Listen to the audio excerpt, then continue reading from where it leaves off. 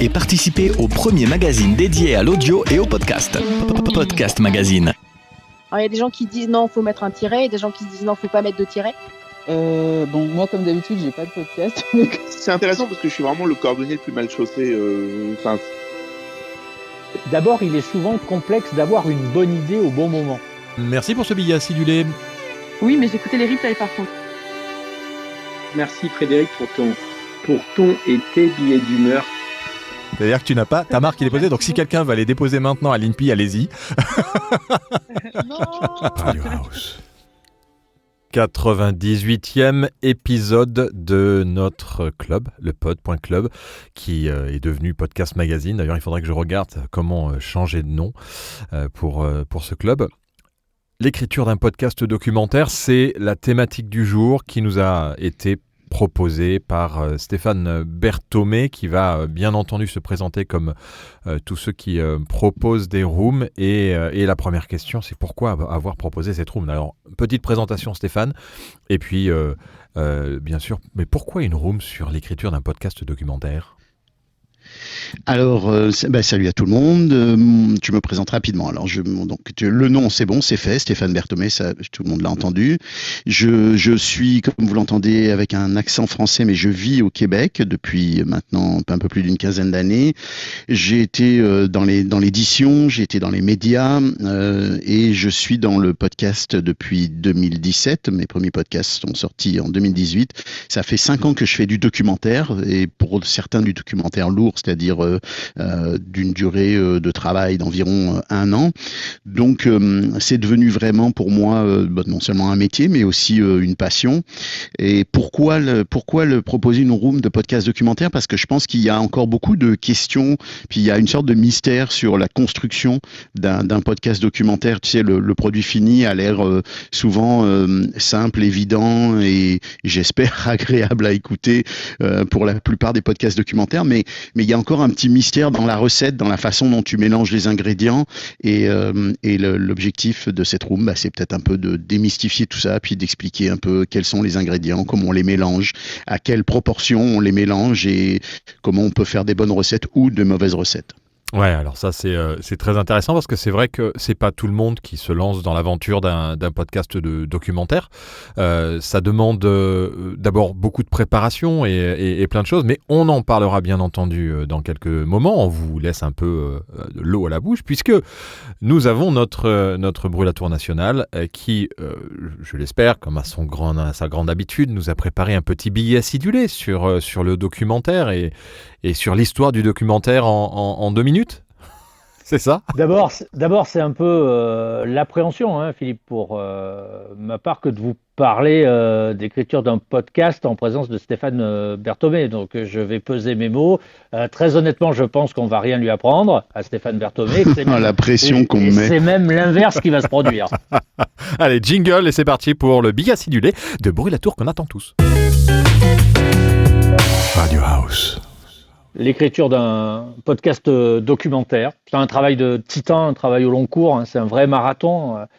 C'est ce que peut représenter l'écriture d'un podcast documentaire. Je n'évoquerai ici que la seule écriture, on est d'accord, c'est-à-dire tout le travail en amont de la production et de la diffusion, car ici, on enfile davantage le costume de journaliste que celui de podcasteur. C'est la première grande différence. Ici, on travaille dans une autre temporalité, celle du temps long. Il faut donc de l'intérêt, de la curiosité, de la passion, et n'ayons pas peur des mots, de l'engagement. Mais plus encore que ces qualités réunies, ce que l'on appelle le podcast documentaire, qui est d'ailleurs, entre parenthèses, si vous me le permettez, je sors un peu du sujet, qui est un peu une sorte de fourre-tout, l'appellation de podcast documentaire, dans lequel on va retrouver des longues séries, on va retrouver tout ce qui demande un travail approfondi et minutieux de recherche.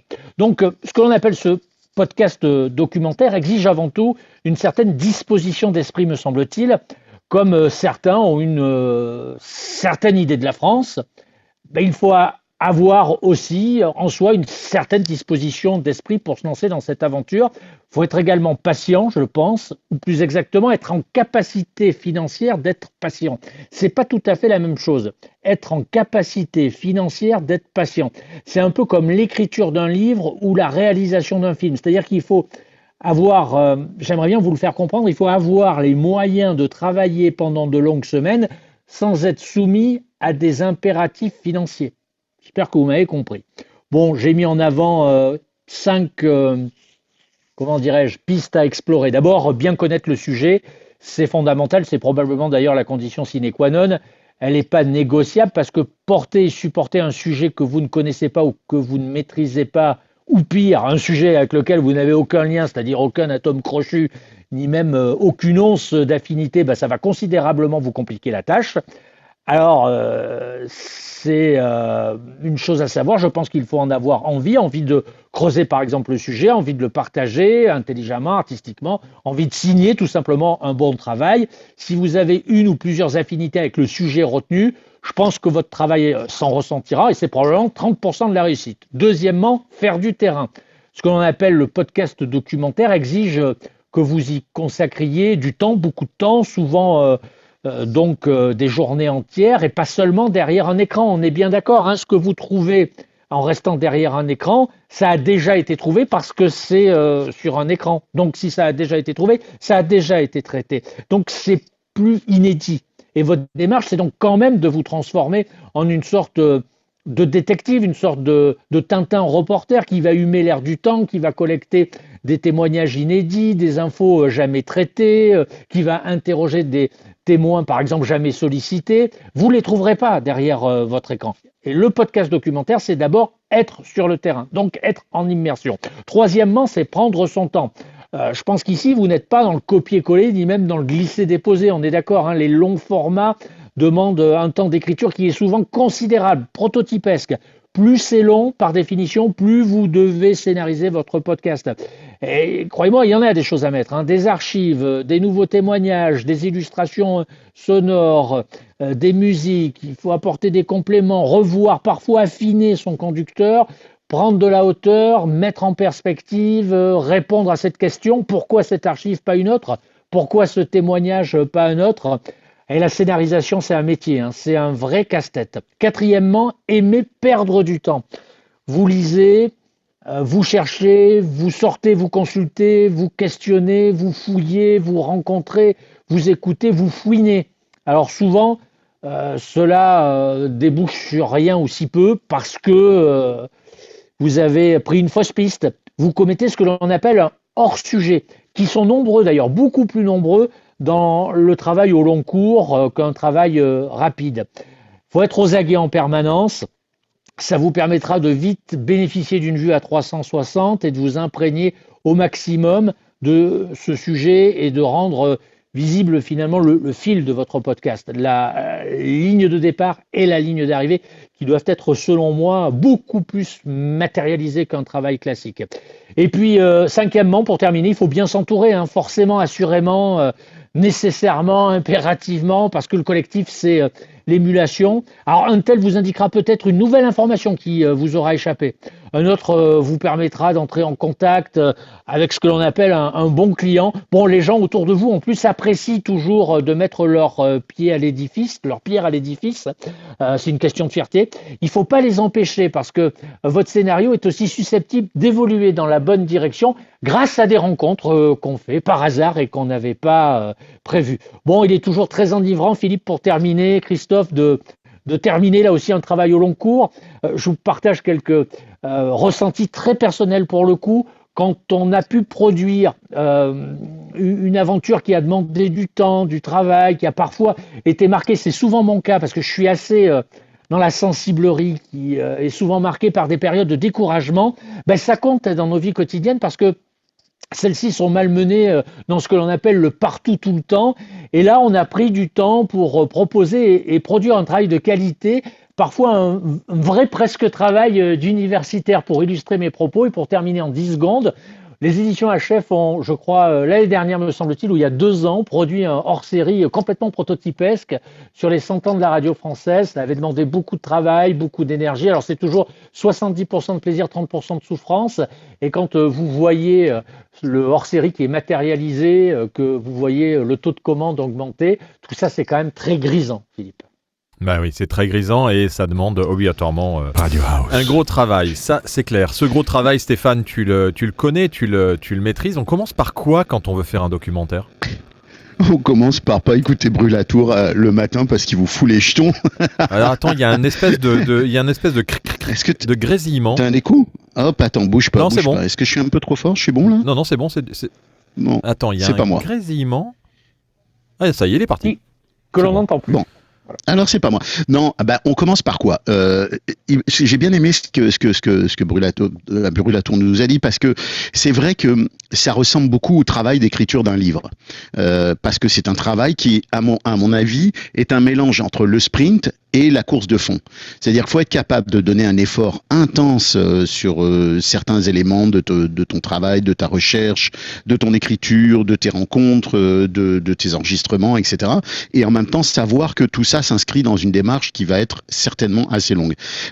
Il faut quand même dire que, en tout cas, moi, dans ma vision de ce qu'est un documentaire, il y a beaucoup de formes de documentaire. Il y a, comme à la télé, ce qu'on appelle un documentaire lourd, c'est-à-dire un documentaire qui va être en 5, 6, 8 épisodes, qui va s'étaler sur une très longue période de travail, qui va demander beaucoup de moyens. Mais il y a des formes documentaires qui peuvent quand même être beaucoup plus légères. On peut, par exemple, envisager de faire du documentaire sur des sujets très pointus, sur une série de 6 épisodes, chaque épisode étant sur un sujet de société en particulier, et documenter ce sujet de société. Pour moi, faire du documentaire, c'est documenter, c'est-à-dire apporter un regard différent, un regard vrai, un regard documenté, c'est-à-dire un regard basé sur des faits, sur des témoignages, au public. Donc, c'est sûr que tout ça demande une certaine rigueur et c'est sûr que tout ça demande un certain engagement. Alors, par quoi on commence? Ce qu'on commence par faire, c'est qu'on moi, commence je suis par un se mec, demander... j'ai envie de faire un documentaire. C'est quoi ma to-do list par quoi je commence? Et on a déjà des questions dans le chat. Kelly, elle est à fond. Ce par quoi tu commences, c'est te demander si ton idée, tu es capable d'en faire un concept.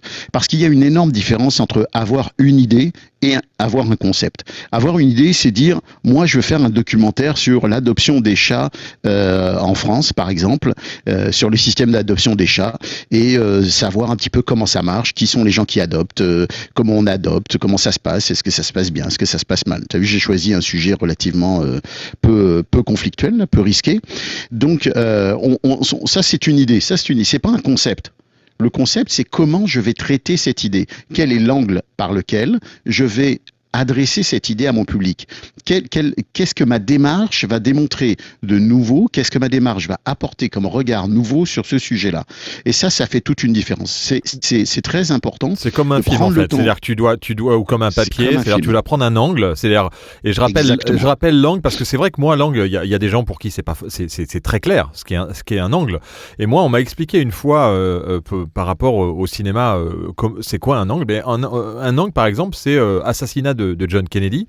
Soit vous pouvez prendre l'angle du tireur qui est dans l'immeuble, et à ce moment-là, le tireur qui est dans l'immeuble, vous allez raconter son histoire et sa vie, ça c'est un angle. Soit vous êtes dans la voiture, le président Kennedy qui se fait assassiner, et vous racontez sa vie avant et ce qui se passe après. Soit vous êtes le garde du corps du président Kennedy qui lui aussi a sa propre... Et donc c'est ça les angles, c'est de choisir vraiment une position par rapport à ce qu'on veut raconter. Oui, tu peux même prendre l'angle de la balle. Ça, c'est beaucoup plus audacieux encore. Bon, personne ne comprend ma petite joke. Merci les amis sur le plateau. Tintin Berthomé, ça va rester ça. Tintin Berthomé, ça va rester. On comprend, Stéphane, on comprend.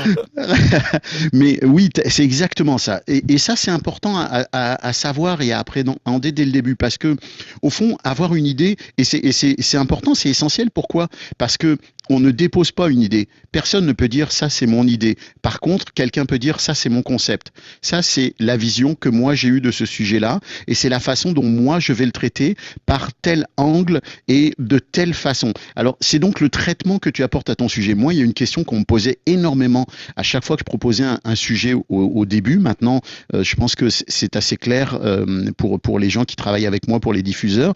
C'est qu'on me disait oui mais Stéphane ça a déjà été fait. On en a déjà parlé 36 fois. Il y a déjà eu 4 livres, 5 films, 3 trucs. Qu'est-ce que tu vas apporter de plus là-dessus ? Et moi, ce que je disais à chaque fois, et ce que chacun peut apporter comme élément de réponse, c'est moi, je vais apporter un regard différent. Je vais choisir un angle différent. Prenons Jacques Mérine, mon dernier documentaire. Jacques Mérine. 4T Télérama, excusez-nous du peu. Excusez-nous du peu. Merci d'avoir l'élégance de le signaler. Je te verserai une petite pièce tout à l'heure. Prenons donc Jacques Mérine. Jacques Mérine, sujet plus que défloré, 2 films de cinéma, 36 documentaires, 40 livres au Québec, en France, etc., etc. Sujet on ne peut plus traiter.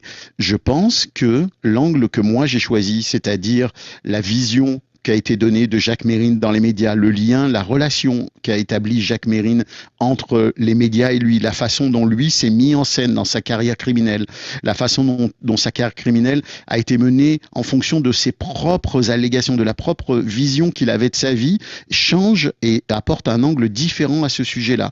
Donc finalement, avec un sujet ultra traité et même avec certains sujets ultra conventionnels, on peut être capable d'apporter un regard différent et surtout un regard intéressant, parce qu'au fond, l'angle, c'est d'apporter un regard intéressant. Donc ça, c'est la première des choses. Ensuite, la to-do list, c'est de se dire, je dois me lancer dans une pré-recherche.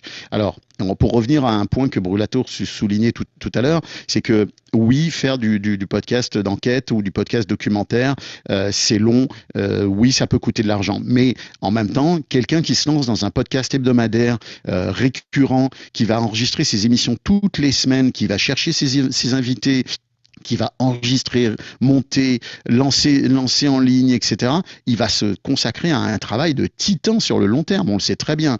Donc, à mon avis, chaque démarche de long terme représente une masse de travail importante. Donc, oui, c'est important, oui, c'est vrai que c'est complexe, mais il ne faut pas faire peur aux gens. On peut aussi le traiter à son rythme, on peut aussi prendre son temps pour le faire.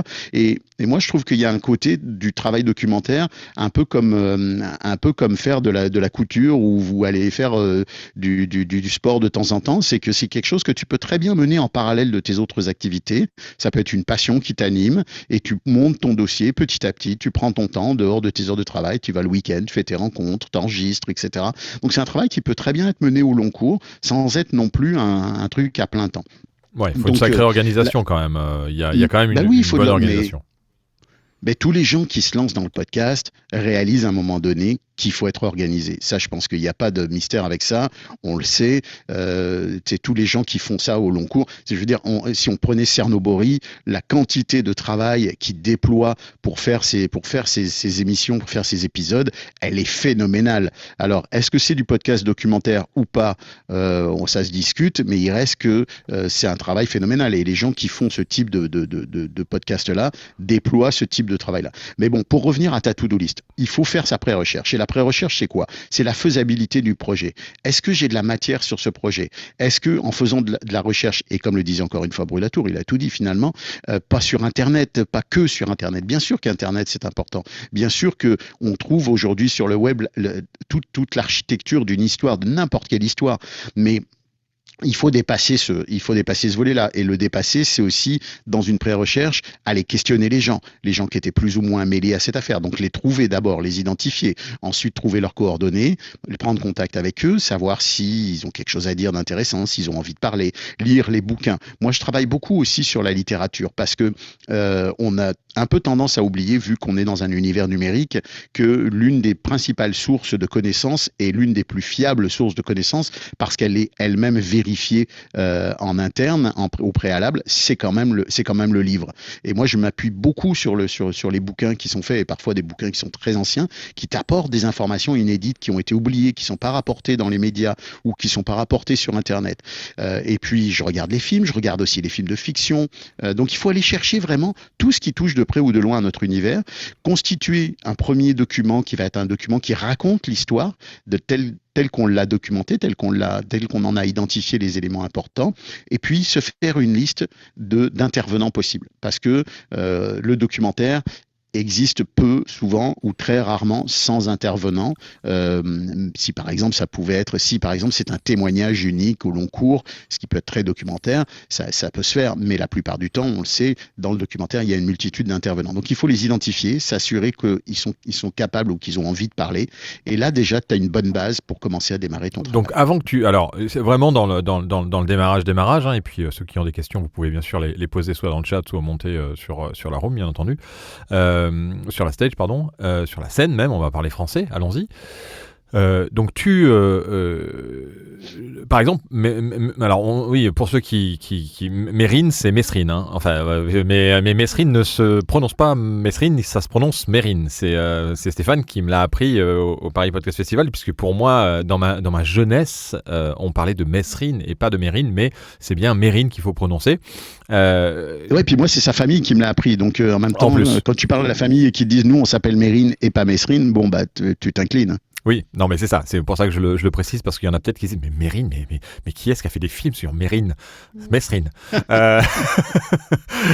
Donc ça veut dire que mais toi par exemple là pour Mérine, tu avais déjà ton angle, ou alors est-ce que parce que tu as fait tes recherches, tu as commencé à lister les intervenants possibles, tu t'es dit tiens je vais prendre cet angle-là parce qu'il n'a pas été pris déjà dans d'autres documents, films, livres, donc dans quel ordre en fait tu as fait les choses ? Très bonne question, Philippe. Je vous remercie de me l'avoir posée. L'angle, c'est ton intention de départ. Quelle est ton intention ? Moi, mon intention, c'était de partir de mon point de vue, qui était de me dire, ok, ce gars-là, on en a un peu glorifié la carrière. On constate encore aujourd'hui, c'est ce qui est très surprenant. Je vais des fois dans des groupes où il y a des fans de Jacques Mérine, et des groupes de milliers de personnes sur Facebook qui disent le grand, quelle carrière, quel homme extraordinaire, quel héros, quel gars qui a lutté contre la société, etc. Donc il y a encore des gens qui sont en adoration devant ce type-là. Et mon point de vue, c'était de dire, mais pourquoi, qu'est-ce qui fait que dans tout l'univers criminel, qui est quand même assez exécrable, parce qu'on parle de gens qui volent des gens, qui tuent, qui battent et qui dépouillent des victimes, comment se fait-il qu'un personnage ait réussi à se créer une légende aussi positive, entre guillemets ? On n'oublie pas que Jacques Mérine a fait la couverture de Paris Match, quand même, avec ses armes à la main, alors qu'il était en cavale et recherché par la police. Il a eu des articles dithyrambiques dans des journaux comme Libération. Donc cette légende, elle s'est construite essentiellement, évidemment, par et dans les médias. Donc mon point, c'était de dire, mais qu'est-ce qui explique comment cette cheville-là entre un personnage qui est quand même d'une violence que tout le monde admet, que tout le monde reconnaît, peut avoir une vision aussi positive dans une partie de la société ou pour un groupe de gens, même encore aujourd'hui. Donc ça partait de là. Après ça, l'idée, ça va être de dire, je vais essayer de décrypter ce chemin-là entre le personnage, entre l'homme et son image. Puis je vais aussi essayer de comprendre quel est le chemin qui s'est construit ou la façon dont les choses se sont construites entre l'homme et le criminel. Comment ce gars-là, qui est un fils de bonne famille, banlieue parisienne, un peu aisée, un père qui vivait dans la dentelle, il vendait de la dentelle, c'est pas une expression, il vendait vraiment de la dentelle. Comment ce gars-là a pu basculer dans la criminalité ? Alors évidemment, il n'y a pas de règle, je suis bien placé pour savoir qu'il n'y a pas de principe sacro-saint à franchir pour devenir un criminel. C'est un concours de circonstances, ce sont des parcours humains, mais je voulais justement aussi décrypter ce parcours humain. Bon, donc partant de tous ces éléments-là, tu comprends qu'il y a une intention là qui est là. Après, cette intention, elle va évoluer au fur et à mesure du travail, évidemment. Et là, on rejoint un autre point que Brûlatour a souligné, c'est faire preuve de souplesse, c'est-à-dire d'être capable de s'adapter à son sujet. Parce que tu as une vision de ton sujet, mais ton sujet aussi, il va avoir une vision de lui-même. À un moment donné, il va s'émanciper, puis il va prendre de l'envergure, et puis lui-même, il va te dire, mon petit gars, ton point sur tel élément de l'histoire, il te conduit peut-être là où tu t'attendais pas à aller. Et il faut être capable d'y aller, il faut être capable de creuser aussi les points un peu plus inattendus. Donc, d'une certaine façon, tu vas toi-même découvrir des éléments de ton enquête, évidemment, parce que tu ne sais pas tout au départ, sinon ce ne serait pas intéressant. Et en découvrant des éléments, tu vas ajuster ton angle et tu vas ajuster ta vision. Ouais, d'accord. Et tu vas donc t'es aller pas, chercher d'autres éléments. C'est ça. En fait, tu as une idée de ce que tu veux faire, et puis même si quelqu'un d'autre l'a fait, tu te dis bon c'est pas grave, parce que imagine qu'il y a un autre documentaire qui soit sur comment les médias ont glorifié Mérine, alors que au final c'est quand même un hors-la-loi qui a pas fait que des belles choses. Donc s'il y en a d'autres qui existent, ce documentaire-là. Oui, c'est ça. Ouais, je l'aurais peut-être pas fait parce que cet angle-là, parce que moi ce qui est important, c'est pas est-ce que le sujet a été traité, est-ce qu'il a été traité comme moi je veux le traiter. Et justement, ça rend mon sujet d'autant plus intéressant que on se dit, mais mince, personne n'a jamais pensé à aller essayer de comprendre dans le fond. Puis après, il y a la durée, il y a le faire en 6 épisodes, en 6 fois 30 et quelques minutes. Là, ça te permet de déployer ton sujet beaucoup plus que un reportage, parce qu'il y a eu des reportages où on explique comment les médias ont parlé de Mérine, mais des choses de 10, 12, 15 minutes dans un sujet télé. Donc on n'est pas dans le déploiement, on n'est pas dans la compréhension de fond comme moi je le fais. Donc il y a aussi ça, il y a aussi cette dimension. Donc première étape, premier conseil, choisir un angle et essayer de prendre un angle qui n'a pas été pris. Donc ça veut dire quelque part faire d'abord une recherche par rapport au sujet dont on veut parler. Et si on veut en parler, c'est qu'on est passionné. Si on est passionné, c'est qu'on a déjà écouté des choses sur ce sujet et qu'on se dit tiens, mais pourquoi est-ce que je traiterais pas comme ça, parce que j'ai envie de le faire. Donc ça c'est la première des choses. Donc là c'est la partie et donc tu commences, concrètement, ça veut dire que tu commences à mettre sur un bout de papier, ou toi tu travailles qu'à l'ordinateur, ou tu es encore papier, tu écris sur tu fais donc une liste de personnes que tu vas interviewer, tu fais une liste de livres et de trucs qu'il faut que tu regardes, et ensuite tu commences à écrire le synopsis, un peu un résumé de là où tu veux partir. Pas encore. Moi, ce que je fais dans un premier temps, c'est que je crée un document. Je travaille sur Google Doc parce que je trouve que c'est le plus fluide. Puis à un moment donné, quand tu te mets à partager de l'information avec quelqu'un, c'est le plus pratique. Donc, je travaille sur Google Doc. Donc, je crée d'abord un document qui va être le document de base, qui va être un peu mon document maître sur lequel je vais mettre toutes les informations. Parfois, ça peut commencer en vrac. Je crée aussi un document sur lequel je mets les liens des sites, ou les bouquins ou des choses comme ça, ou les vidéos à regarder, tout ce qui peut être engrangé comme information de référence. Et puis sur mon document maître, je commence à noter les éléments de l'histoire, les points clés de l'histoire. Puis je crée un autre document qui est un autre document Google, mais qui lui est un Google Sheet, tu sais, qui est le Excel, ouais, l'Excel de Google. L'Excel de Google, dans lequel que j'ai créé pour moi, que j'ai adapté, que pas bien savant, mais qui est constitué de cases un peu plus précises avec le nom, le prénom, la fonction de la personne, son rôle dans l'histoire, 2-3 lignes sur qu'est-ce qu'il a comme type d'information à donner. Et ça, je le tire des fois par exemple, quand je vois un intervenant qui a parlé dans un documentaire, je note son nom, je dis voilà, lui, il était médecin à l'époque, voilà son rôle dans l'histoire, voilà ce qu'il a raconté. Puis après, j'ai une case où je mentionne si je l'ai contacté, qu'est-ce qu'il m'a raconté en quelques mots, parce que je note évidemment le contenu des pré-entrevues que je peux faire. Et puis, est-ce qu'il est d'accord pour collaborer au documentaire ou pas? Et puis des éléments de plus en plus pointus. Là, est-ce que durant la période de production, je lui ai bien fait signer une autorisation d'enregistrement et de diffusion? C'est enregistré? Si c'est enregistré, la date de l'enregistrement. Donc, je crée ces 3 documents-là qui sont un peu mes documents de référence tout au long du projet. Ouais, d'accord. Donc là, tu commences par ça. Alors, il y a des petites questions et on y reviendra parce que je veux pas les oublier, de Kelly qui tout de suite demande est-ce que la personne qui rédige le script, l'histoire, est souvent la personne derrière le micro? Oui, en fait, dans le podcast aujourd'hui, oui, parce que il n'y a pas de grosse production, tu veux dire. Ouais. Oui, il y en a. En fait, tu vois, là, avec ma compagnie de production, je suis en train de travailler sur un projet que je n'animerai pas. Mais il se trouve que souvent, la démarche est assez intime. Le documentaire, même en télé d'ailleurs, c'est quand même souvent un travail qui est mené par quelqu'un qui est au départ de l'idée, qui dit, moi, j'ai envie de parler de ça. Donc, la forme documentaire, c'est la forme la plus pure, ou en tout cas la plus intéressante, il me semble, quand on veut parler des faits. La fiction est très intéressante aussi, mais la forme documentaire, c'est celle qui nous conduit directement au sujet. Alors souvent, c'est la même personne parce que c'est cette personne qui est au départ de l'idée, qui porte l'idée. Oui, et puis il en parlera le mieux. Enfin, il l'incarnera le mieux, en fait.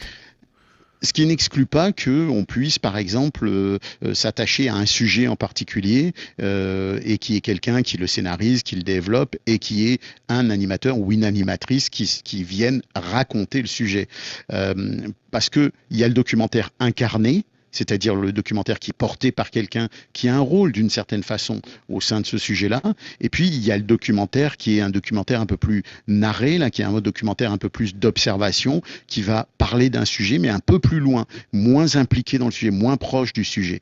Donc, dans cette deuxième optique-là, bien sûr que tu peux prendre quelqu'un qui n'est absolument pas quelqu'un qui a participé à l'écriture de départ. Mais il faut quand même que cette personne-là ait un degré de proximité avec le texte qui soit très fort. Donc, en général, tu demandes à l'animatrice ou l'animateur de participer à l'écriture au moins des narrations. Ouais, alors avant de rentrer dans l'écriture, au-delà de ce que tu viens d'expliquer et de l'angle, des documents que tu commences à préparer, de tous les listings que tu as fait en lisant, en regardant les films, ou tu notes les choses et puis après tu essaies de les contacter, tu commences ton travail. Comment est-ce que on revient un peu en arrière, comment est-ce que tu pars sur un projet comme Mérine, à qui tu le proposes, comment tu le finances? Si quelqu'un ici veut se lancer et faire un documentaire, je sais pas, moi je veux faire un documentaire sur l'histoire de Casimir, comment est-ce que je me lance tout seul ou comment je fais pour essayer de trouver des partenaires qui veulent, ou alors il faut le faire, et parce que toi tu avais une expertise, une expérience, donc tu as un nom connu dans l'industrie du podcast et du documentaire parce que t'es pas à ton premier, donc c'est peut-être plus facile, mais quand tu as démarré, est-ce que tu as fait et ensuite tu as trouvé, ou est-ce que tu as trouvé et ensuite tu as fait? Moi, je suis un très mauvais exemple et en même temps, je suis un très bon exemple. C'est-à-dire que je suis arrivé au podcast un peu par hasard. Et j'ai eu la chance de pouvoir bénéficier d'un support de production dès le départ. Donc à la fois, je représente quand même un pourcentage de gens dans le milieu du podcast qui est extrêmement faible, pour pas dire quasiment unique ici au Québec. Je suis pas capable de te dire qui, à part moi, au Québec, vit de la création et de l'animation de podcasts depuis 5 ans. En vivre, non, peut-être pas, mais c'est surtout le concept de... à la rigueur, c'est la même réflexion pour n'importe quel podcast. C'est-à-dire qu'il faut de toute façon, avant de se lancer dans un podcast, et ça, c'est ce qui ressort encore une fois de Podcast Magazine et de tous ceux qu'on a interviewés et qui reviennent toujours avec s'ils avaient quelque chose à refaire ou s'ils devaient penser à quelque chose pour revenir en arrière, la chose à laquelle ils pensent tout de suite et qu'il faut toujours prendre en compte, c'est le côté financement, parce que la question, il y a Fred qui pose la question aussi, par exemple pour Mérine, quel est le nombre d'heures de travail, le volume en fait de temps consacré à la prod de ce podcast? Je suppose que tu as une idée, parce que tu dois noter tout le temps que tu as passé. Oui, j'ai une idée. Je veux juste revenir au départ de ta question, parce que c'est important, et puis je pense qu'effectivement, c'est une question que se posent beaucoup de gens. Comment on peut arriver à faire financer un projet, ou comment on peut faire vivre un projet documentaire? Il y a autant de réponses à cette question que de projets documentaires. Moi, ce qui s'est passé dans mon cas, c'est que j'avais déjà travaillé un petit peu dans le milieu du cinéma et de la télé en France avant de venir au Québec. J'avais participé à la scénarisation de l'écriture de 2 films de cinéma, un film qui s'appelle Secret Défense, un film qui s'appelle La Chambre des Morts. Donc j'avais quand même une expertise en termes d'écriture. J'avais écrit déjà 7 ou 8 bouquins. J'ai participé à des séries documentaires, etc. Donc, et j'étais je suis encore aujourd'hui considéré comme un spécialiste du domaine dans lequel je suis, c'est-à-dire les affaires criminelles. Donc ça, c'est un point pour moi. Évidemment, quelqu'un qui est dans le milieu médical, par exemple, aura beaucoup plus de chances de faire aboutir un projet qui est dans son domaine qu'un projet qui soit complètement étranger à ce qu'il est. Ça, encore une fois, c'est important de bien rappeler qu'un projet doit partir de soi et doit s'appuyer sur des compétences. Mais comment on peut arriver à faire financer un projet? Il y a plein de possibilités et elles sont pas toujours faciles à réussir. Moi, en l'occurrence, je voulais faire au départ du documentaire télé et je me suis vite rendu compte que la forme de documentaire que je voulais faire, qui est une enquête documentaire, qui est une forme qui est compliquée, qui est longue, qui est une promesse en fait, parce que tu peux pas garantir à un diffuseur télé quel va être le résultat d'une enquête documentaire. Donc je me suis rendu compte que ça ne fonctionnait pas. On me disait ouais, c'est super intéressant, oui on veut bien, mais combien on va mettre pour pas savoir à la fin comment ça va finir. Donc à chaque fois je me retrouvais avec de l'intérêt mais pas de conclusion. Et comme je collaborais déjà à Radio-Canada ici au Québec, à un moment donné en 2016-2017, j'ai été voir les gens du secteur audio numérique qui commençaient à démarrer vraiment une production de podcasts, de balados, comme on dit ici au Québec, de façon plus régulière, plus solide.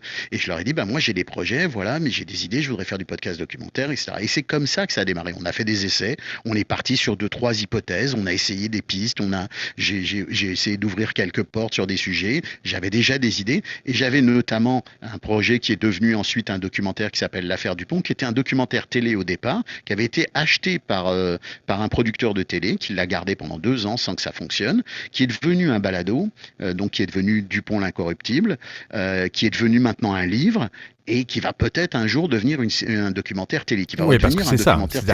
Tous ces documentaires-là peuvent, comme d'ailleurs Cerno peut devenir une vraie. Et je pense qu'il y a des gens qui l'ont contacté pour faire une série télé et qu'il a, à mon avis, mis de côté pour le moment. Mais tout ça peuvent devenir des choses encore plus grandes, des livres qui peuvent devenir bien sûr des best-sellers et des films qui peuvent devenir aussi de grands films. Donc et ça va avec la question de Kelly à nouveau. Est-ce que les projets documentaires, ils ont tous vu le jour? Est-ce que tu as par exemple bossé sur un projet puis finalement ça a abandonné? Donc, et à ce moment-là, à quel moment est-ce que tu te dis ça vaut pas le coup de continuer? Et c'est pareil. Jamais. Mais c'est ça.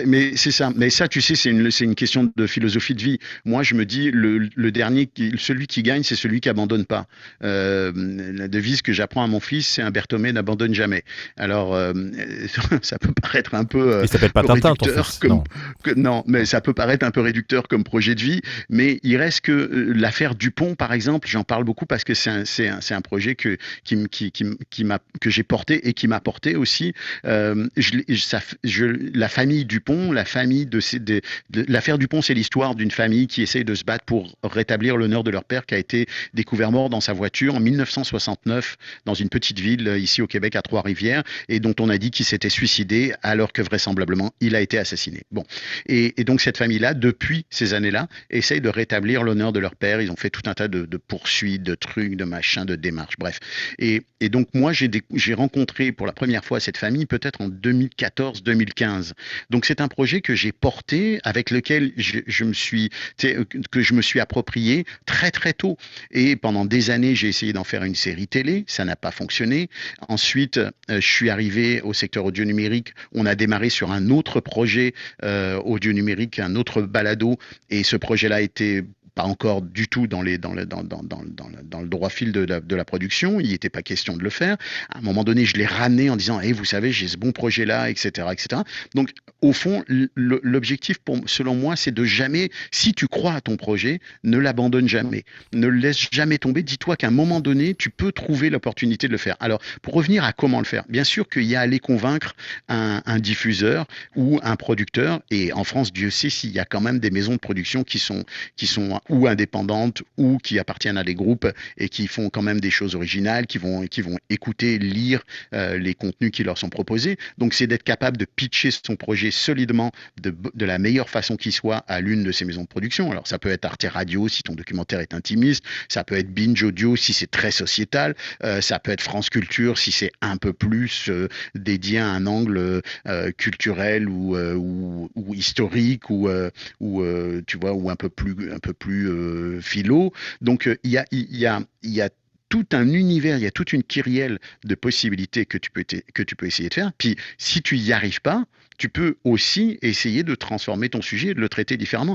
Tu n'es pas obligé de te dire, je vais être obligé moi-même de produire un documentaire de 6 fois 30 minutes pendant 1 an et demi, qui va me prendre un temps fou, qui va me bouffer toutes mes économies. Tu peux par exemple décider de le traiter différemment, de le traiter sous des petits morceaux, de le découper.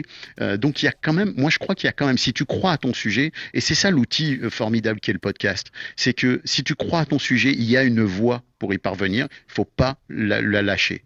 Faut la trouver en fait. Et ce qu'on peut dire de toute façon, c'est que tout travail qui est déjà entrepris et toutes les recherches que tu as pu faire, tu peux aussi les mettre de côté pendant un certain temps et le reprendre plus tard. Donc c'est jamais perdu, et je pense qu'il y a plein de gens qui ont des petites choses comme ça, des passions qu'ils ont envie ou des enquêtes qu'ils veulent mener, mais même ça peut être très personnel ou ça peut être sur des choses et ils écrivent ça dans un livre ou sur des documents et après ils retombent dessus plus tard. On peut recontinuer à travailler dessus après. Donc c'est jamais perdu. Le travail n'est jamais perdu, mais en effet, la difficulté c'est de tenir. Alors on en revient à la question de Bois-Latour. Mais Mérine, combien de temps ça t'a pris pour ce docu ?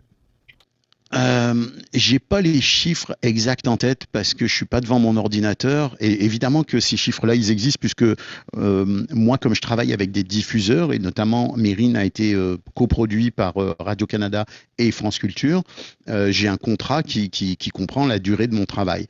Donc ce contrat-là il comprend un certain nombre de jours de travail que je n'ai pas en tête aujourd'hui, mais pour vous donner une idée, il y a environ alors il y a toujours une part de démarche personnelle évidemment, c'est-à-dire qu'avant de proposer un sujet comme ça, moi je fais mes devoirs, je vais faire mes propres recherches et ça je le quantifie pas, c'est des jours, des semaines au fil de l'eau de compilation d'informations. Un jour tu te dis tiens je vais regarder le film, un jour tu te dis tiens je vais regarder un documentaire, un jour tu vois un truc sur YouTube, etc.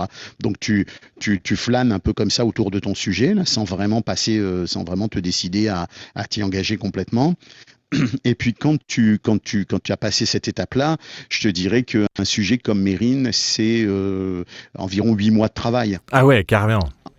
Ouais, c'est entre 6 et 8 mois de travail. Je pense qu'on est autour de 8 mois. Si tu comptes la production jusqu'au mixage, jusqu'au travail du réalisateur, c'est environ ça. C'est pas 8 mois à plein pour moi, pas du tout. Mais pour moi, ça représente environ 3 mois à 4 mois de recherche. Et puis de recherche qui commence en plein temps, oui. Qui commence à rentrer dans une partie d'écriture, ensuite l'écriture, ensuite les enregistrements, ensuite les ajustements des enregistrements. Bon, faut dire que nous, on rentre quand même dans une logique. Je réalisais cette semaine qu'avec mon réalisateur Cédric Chabuel, on n'est pas loin d'être des psychopathes du son parce que on arrive jusqu'à des versions 30, 31, 32 des épisodes. À un moment donné, ouais. Les gens sont obligés de nous arrêter. Mais donc oui, c'est un travail qui est affiné, tu sais, qui est fait vraiment aux petits oignons là. Donc ça représente l'archétype le plus abouti de ce que tu peux faire. Mais je suis sûr que Mérine, on pourrait le faire avec d'autres moyens, peut-être en étant un peu moins exigeant, en moins de 6 mois. Ouais, d'accord. Mais de toute façon, ça veut dire qu'il faut financer 2 personnes à plein temps sur 6 mois, quoi qu'il arrive, sur un documentaire. Si on veut faire du travail du bon travail, et donc ça demande un budget quand même assez conséquent sur n'importe quel documentaire. Oui, mais en même temps, il y a une succession de périodes. C'est-à-dire que moi, j'ai une période de recherche qui, mettons, va prendre 3 mois. Donc moi, pendant 3 mois, je vais être à la recherche. Là, mon réalisateur, il n'est pas du tout mobilisé sur ce projet-là. Lui, il intervient en grande partie à l'issue de la recherche. À l'issue de la recherche, il commence à en prendre connaissance, on commence à en discuter, même si tout au long de la recherche, on se parle, évidemment, il n'est pas tenu à l'écart. Et on commence à penser à des pistes, où est-ce que ça nous mène, etc. On peut tout faire tout seul ? Oui. On peut tout faire tout seul ou pas ? Ah, moi, je fais ma recherche tout seul. Mais est-ce que tu as besoin, parce que tu dis que tu as quelqu'un avec toi, est-ce que quelqu'un qui se lance dans un documentaire a forcément besoin d'être avec quelqu'un ? Est-ce que c'est plus facile ? En réalisation ? Ouais, en tout, en fait. Tout dépend de tes compétences. Encore que je te dis, sur Mérine, par exemple, tu vois, j'ai été aidé par des gens qui, et ça, faut savoir s'entourer aussi. Sur Mérine, il y avait quelqu'un qui s'appelle Philippe Roisès, qui est un spécialiste de Mérine en France, qui a fait un bouquin sur Mérine, qui a fait un projet de série documentaire qui n'a pas été diffusé.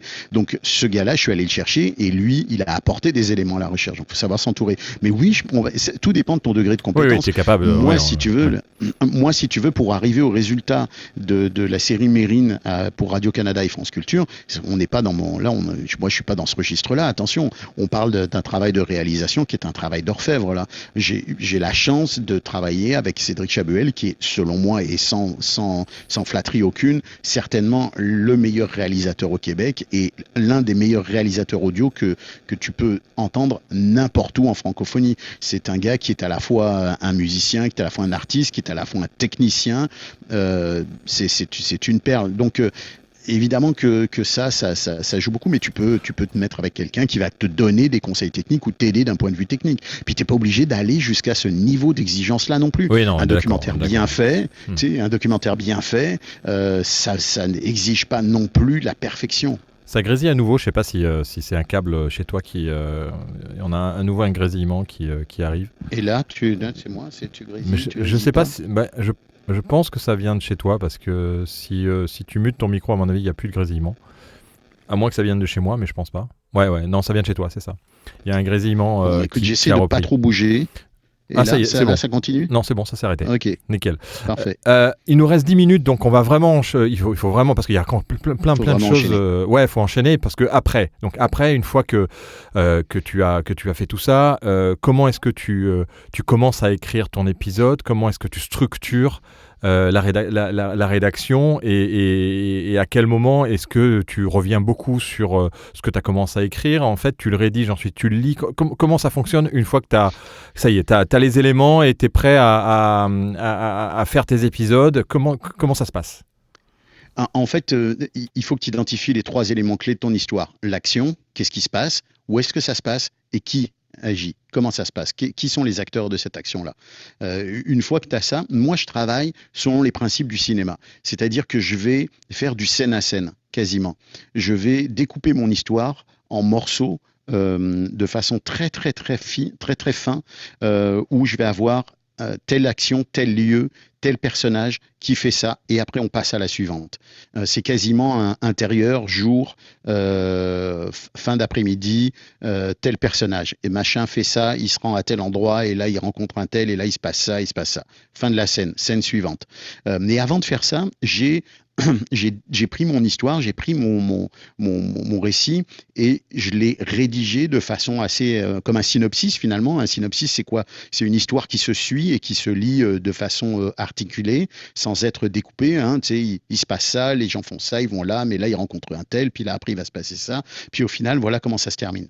Donc ça c'est ton synopsis. J'ai pris mon synopsis et j'ai essayé de le faire rentrer dans la séquence de mes épisodes. C'est-à-dire que je vais le découper en épisodes. Si je veux faire 4 ou 6 épisodes, je vais partir sur ce format-là et je vais me dire comment mon histoire va rentrer dans 6 épisodes. Alors, comment elle va rentrer dans 6 épisodes ? La première séquence, ça peut être cette séquence-là. C'est de telle période à telle période, ou de tel moment, ou de telle action à telle action, ou c'est de tel personnage à tel personnage. Et puis après, je vais aller dans l'épisode 2. Dans l'épisode 2, on est dans telle et telle situation. Puis après, on passe dans l'épisode 3. Donc, j'essaie de faire rentrer cette histoire qui est d'un bloc en 4, 5, 6 blocs, pour m'assurer que ça commence à avoir une forme un peu plus structurée et surtout une forme qui va me permettre d'avoir des entrées dans l'épisode qui soit un élément d'émotion, soit un élément d'information, et ça, j'y viendrai. Laisse-moi 2-3 minutes pour le fond de la construction d'une série. Ouais. Mais donc, j'essaie de commencer à construire ça parce que ça te dit... OK, cet épisode, il commence là-dessus, il termine là-dessus. Celui-là, il commence là-dessus, il termine là-dessus. Et déjà, là, tu commences à avoir une idée de ta série. Ah, je croyais que tu allais continuer longtemps. Non, mais très bien. Non, excuse-moi, j'ai coupé mon micro 2 secondes parce que j'avais un petit chat dans la gorge. Non, okay. Je peux continuer si tu veux. Oui. Une fois que j'ai ça, je vais commencer à le découper de façon encore plus précise. Et je vais me dire, OK, dans l'épisode 1, j'ai 4, 5, 6, 7 séquences. Et chaque séquence, c'est tel événement de la situation. Alors ça, je le faisais pas du tout au début. C'est vraiment quelque chose que j'ai développé. C'est ma façon de travailler. Je sais pas si elle est applicable à tous et à toutes, mais ce que ça me permet de faire, c'est c'est en découpant mon histoire en blocs de façon très précise. Ça me permet de déplacer des blocs. Ça permet de me dire, j'ai un moment d'action particulier, il est bien placé ici ou il est mal placé ici, je vais le remonter en haut. Et quand tu déplaces des blocs et que plutôt qu'un récit linéaire, tu casses pas ton récit puisque chaque bloc est autonome. Tu sais, c'est un peu comme des Lego. Tu déplaces un Lego dans ton architecture, ben, il vient quand même se caler sur un autre Lego. Tu fais ça sur un outil particulier, les blocs ou Je fais des petits blocs des petits blocs dans mon document Google Doc. Là, je mets un titre avec telle action, il se passe ça. Alors évidemment, ce que je fais aussi, c'est un petit résumé de chaque épisode. C'est-à-dire que avant d'arriver à mes blocs, j'ai l'intention de l'épisode. Qu'est-ce qui va se passer dans cet épisode? Quels sont les moments clés de cet épisode? Puis ça peut être un bullet point, ça peut être une série de petits points. Dans cet épisode, il se passe ça, il s'évade, là il se fait arrêter, puis là il rencontre un tel. Voilà, ça c'est tes éléments clés de l'épisode. Tu peux aussi ajouter un élément d'intention. Qu'est-ce que tu veux dire dans cet épisode? Quel est l'objectif de cet épisode? À quoi il va servir cet épisode? Cet épisode-là, il va servir à parler de sa relation avec la journaliste de Paris Match, de la façon dont il a réussi finalement à être en couverture de Paris Match. Ou cet épisode-là, il va parler de la façon dont il s'est déployé en tant que criminel ici au Québec et dont il a fait son expertise qui deviendra finalement l'assise de sa carrière criminelle plus tard en France. Donc, c'est important aussi de te parler à toi-même quand tu crées ton document et de te demander à quoi ça sert l'épisode. Parce que l'épisode sert à raconter une histoire, mais l'histoire, elle sert à raconter autre chose. Puisque tu as une intention, puisque tu as un angle narratif, puisque tu as une vision de ta série, il faut aussi que tu la matérialises dans la construction de ta série. Donc ça, c'est très important. Et tu peux, troisième élément, ajouter déjà, si tu as une idée, qui sont les intervenants clés de cet épisode-là, qui tu vas aller chercher pour parler, puisque tu leur as déjà parlé, tu as déjà eu des contacts téléphoniques avec eux, tu sais que le policier un tel, il a déjà rencontré Jacques Mérine à telle époque, ils se sont croisés dans telle circonstance, donc lui, ça va être un très bon intervenant pour cet épisode-là où on parle de sa cavale, par exemple. Ouais, d'accord. La partie dans tes blocs, est-ce que on parle souvent de cliffhanger, de liaisons en fait qui vont donner envie d'aller écouter l'épisode suivant. À quel moment tu l'intègres ça parce que je comprends qu'en fait ta manière de travailler, c'est vraiment de la manière dont on écrit un film ou une série télé avec cette dramatique, ce qu'on appelle le storytelling, hein, la narration. Une arche dramatique, ouais. Une arche narrative, ouais. Oui. Donc à quel moment est-ce que tu y penses à ça, de ce cliffhanger, c'est-à-dire cette manière de pouvoir donner envie aux auditeurs de partir vers l'épisode suivant? Tout le temps. Et au fond, moi j'y pense, mais pas de façon mécanique. C'est-à-dire que il y a plusieurs écoles là-dedans. C'est sûr que on sait que il faut finir sur un moment qui va accrocher ce que tu appelles le cliffhanger, sur le moment qui va accrocher ton auditeur ou ton auditrice pour se dire ok, là il me fatigue, j'ai envie de savoir ce qui vient de se passer, là j'ai envie de comprendre, ou j'ai envie de savoir ce qui va arriver après ça, c'est évident. Mais je le fais pas de façon, je l'envisage pas de façon mécanique en disant bon là je vais placer ça, là je vais placer ça. Tu le laisses venir naturellement en fait. Ça vient en partie naturellement.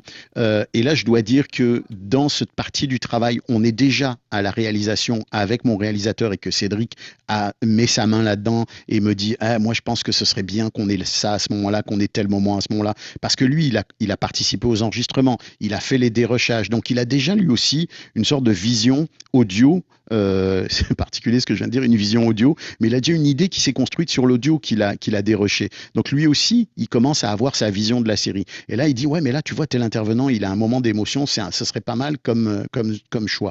Et ce qui est très important, ce qui est essentiel, s'il faut retenir qu'une seule chose de toute la discussion qu'on a, c'est que la construction d'une série, et que ce soit une série de fiction ou une série de documentaire, pour moi, ça revient au même. Tu l'as dit, tu as soulevé un point. Moi, j'écris du documentaire comme je pourrais écrire de la fiction. Pour moi, avec le plus grand respect des faits et avec le plus grand respect de ce que disent les gens, je ne transforme jamais, je ne module jamais, je ne minimise jamais ou je n'exagère jamais ce que disent les gens. Je traite mes séries comme un scénario de fiction parce que je veux que les gens s'y embarquent comme si vraiment ils vivaient une aventure. Mais je le fais fait sur un principe que j'ai découvert au fil de mon travail, qui est l'équilibre entre l'émotion et l'information.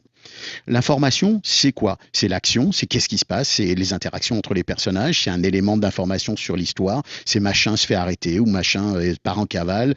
Et l'émotion, c'est quoi? L'émotion, c'est un moment particulier qui va t'imprégner et qui va venir te chercher, où tu vas avoir une émotion et tu vas avoir un lien particulier avec l'histoire. Tu vas vivre quelque chose qui est pas du domaine du cérébral, mais qui est plus du domaine « Ah ouais, oh mon Dieu, il se passe ça ».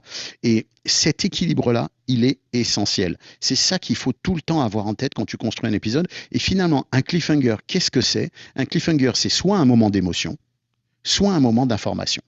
C'est-à-dire que tu finis sur une information clé et là, il s'évade, badaboum. Ou tu finis sur un moment d'émotion. Et là, il vient de prendre une balle, il rentre chez lui, il retrouve sa compagne et ils essayent de s'en sortir. Et là, tu te dis, putain, comment ils vont y arriver? Ouais. Alors, cet équilibre-là, ce moment-là, il est extrêmement important et c'est ça, au fond, qui dirige ta construction d'épisode et c'est ça qui fait que tu trouves ou pas le bon cliffhanger. Eh oui, je sais qu'on arrive à la fin déjà. Eh ouais, alors c'est moi qui dois partir, donc je vous laisse si vous voulez la room ouverte, mais je dois absolument, j'ai un rendez-vous dans 2 heures à Bordeaux. Il faut que j'y aille aussi. Ouais, voilà. Il faut que j'y aille aussi. Je donne une formation. De toute façon, ce matin. on va avoir une masterclass qui va avoir lieu dans peu de temps, et on vous invite d'ailleurs à regarder nos masterclass la prochaine a lieu vendredi 2 décembre à 9h, 11h. Vous voyez ça sur notre plateforme cool.podcastmagazine.fr. N'hésitez pas à participer, à venir nous présenter vos podcasts ou simplement, si vous êtes des auditeurs, nous partager vos écoutes. Merci beaucoup Stéphane Berthomé pour tout ça. On n'a pas parlé argent parce que c'est quand même aussi le nerf de la guerre. Kelly qui dit je parle surtout pour une personne qui fait ça en side project. Est-ce que vraiment il y a une grosse quantité de travail pour l'argent que ça peut rapporter? Grande question à laquelle on va pas répondre parce que malheureusement ça va dépendre de à qui on le présente et rajoute-nous une émission, rajoute-nous un Clubhouse puis ouais. On complétera tout ça. Ouais, il va falloir qu'on complète ça. En tout cas, on a eu plein de choses intéressantes. Moi, c'est vrai que ça donne envie. Hein. Ça donne envie de se lancer dans le documentaire. Ça donne envie de... J'ai envie de dire un truc. Quel cliffhanger, les gars. Ah ouais, pas mal le cliffhanger. Ah ouais, énorme. Franchement. Bon. Franchement. Eh ben merci. Bravo les gars, parce que là... J'avais tellement de questions, j'ai tout répondu. On vous dira tout sur le fric la prochaine fois. Ouais. Vous saurez tout sur le fric la prochaine tout fois. Sur l'argent, nous voir. Merci Kelly, merci pour les questions. Merci à tous d'avoir suivi cette room 98e. Merci Seb, merci Fred. Le mot de la fin, Fred, pour nous dire un petit mot sur ce que tu as en ressort de tout ça. Merci à tous, c'était effectivement très passionnant. Et comme on n'a plus le temps, j'adresse juste un amical salut à Bruno. Qui est dans la room, voilà. Et oui, salut Bruno. Et on va saluer le maestro, sinon tu peux avoir des gros problèmes avec l'architecte. Oui. Je préfère le caresser dans le sens du poil. Ah oui, parce que tu sais, lui, c'est lui le grand maître du montage. Il faut vénérer le grand maître du montage. Allez faire un petit tour du côté de GoScript Media, c'est go-script.com. On vous remercie pour votre participation et on vous dit à la semaine prochaine. Mais oui, toutes les semaines on est ensemble à 13h. Et pourquoi, Monsieur Bourlatour ? Vous me prenez de cours, ce sera la surprise, j'imagine. La semaine prochaine, en plus, j'ai regardé. Je suis impardonnable. Non, mais je suis impardonnable parce que j'ai regardé il y a un quart d'heure et comme je fais 100 000 trucs à la fois. Alors, ça sera différent. Ça sera différent. On sera sur le podcast, un média alternatif et lutte dans le monde, où on sera avec l'actu des oubliés, un podcast que vous pouvez découvrir et on sera avec Mélène de l'actu des oubliés. Bon, super, je vais y réfléchir. Et bon courage pour le petit billet SUV.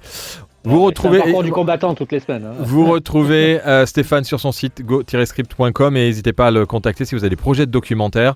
En tout cas, nous, on est très heureux de t'avoir sur LinkedIn aussi, vous me retrouvez facilement sur LinkedIn. Et d'ailleurs, on aura un petit sujet dans le prochain Podcast Magazine, je pense, si je ne me trompe. Ben oui, bien sûr. Mais pas de toi, mais sur le podcast documentaire.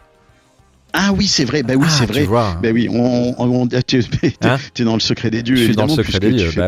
Tu fais partie du système. N'oubliez pas de commander votre exemplaire de Podcast Magazine si vous ne l'avez pas encore en version papier. Podcastmagazine.fr. On a ouvert les abonnements digitaux avec une liseuse et une version audio pour les gens comme Zuber qui est parti, soit il arrive trop tard, soit il part trop tôt, qui vous permet justement, pour ceux qui n'ont pas la capacité de pouvoir lire, d'entendre les articles qui sont dans Podcast Magazine. Merci, allez, je me sauve. Salut, à bientôt. Salut, bye bye à tous et à toutes, merci.